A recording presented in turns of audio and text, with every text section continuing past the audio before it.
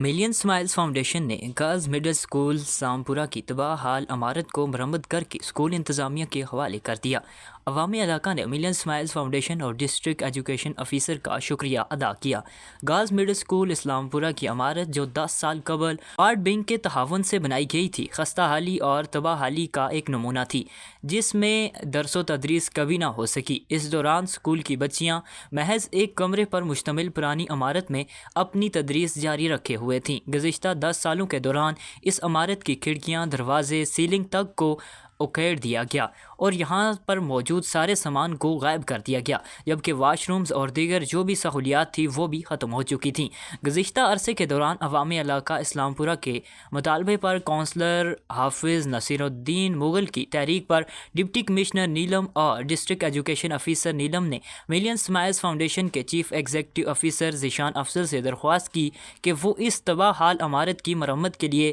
وسائل مہیا کریں۔ گزشتہ موسم سرما میں جب محکمہ تعلیم نے ڈسٹرکٹ ایجوکیشن آفیسر زنانہ شیما میر کی قیادت میں اس عمارت کا قبضہ حاصل کیا تو یہ خستہ حال تھی۔ ملین اسمائلز فاؤنڈیشن کی انتظامیہ نے بذریعہ ریجنل ڈائریکٹر راجہ محمد داؤد کمیونٹی کو اعتماد میں لے کر اسکول کی بلڈنگ کی مرمت کا کام شروع کروایا۔ مڈل اسکول بچیوں کا آج ہم نے ملین اسمائل فاؤنڈیشن کے تعاون سے اس کو ہم نے رینوویٹ کیا، اس میں واش رومز بنائے، پانی کا انتظام کیا، اس کی چار دیواری کو انشور کیا۔ تو اس میں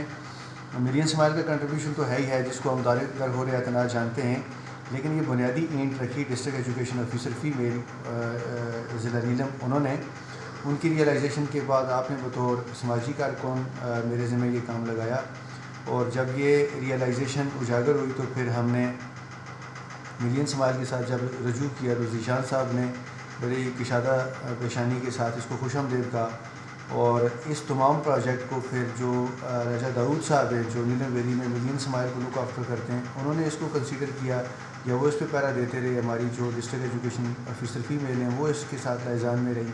مجھے اپڈیٹ بھی یہ لوگ کرتے رہے کہ اب ہم یہاں پہنچے۔ آج ہم نے اس کو اناگریٹ تو کرنا تھا مل کے، لیکن موسم کی خرابی کی وجہ سے